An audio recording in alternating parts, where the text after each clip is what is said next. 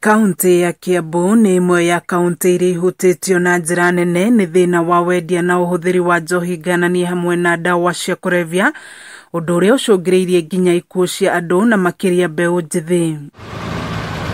Kionereria kiega ni riboti irekereirio ni County Commissioner wa Kiambu Joshua NKANATHA, uria ugite kwa ihinda ria kiumia kimwe makiria ma andu 1,100 kundu gutiganite kaunti-ini ino nimaikitio ngono magikuruhanio na mahitia ma wendia na uhuthiri wa njohi ngananie hamwe na ndawa cia KUREBIA, kuria gatagati-ini kao andu 610 makuruhanitio na thuguri ya njohi ngananie.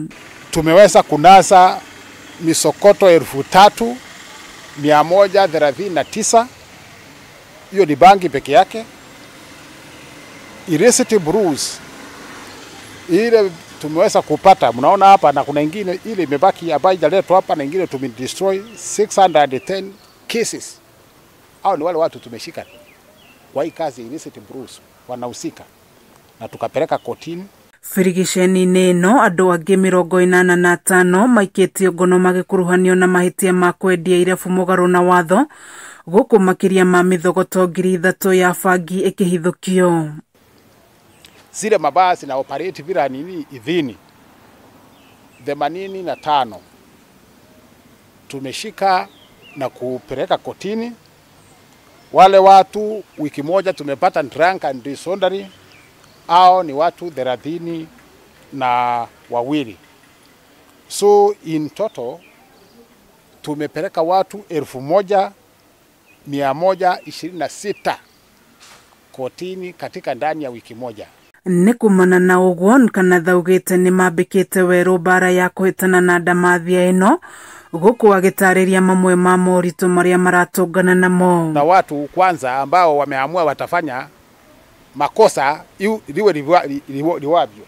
Hata ukifanya nini, akishikwa leo akipelekwa kesho anarudi kurundia kazi ile ile. So tuko na vita kama hiyo. Ya pili, kuna wengine wamefanya kuwa ni biashara.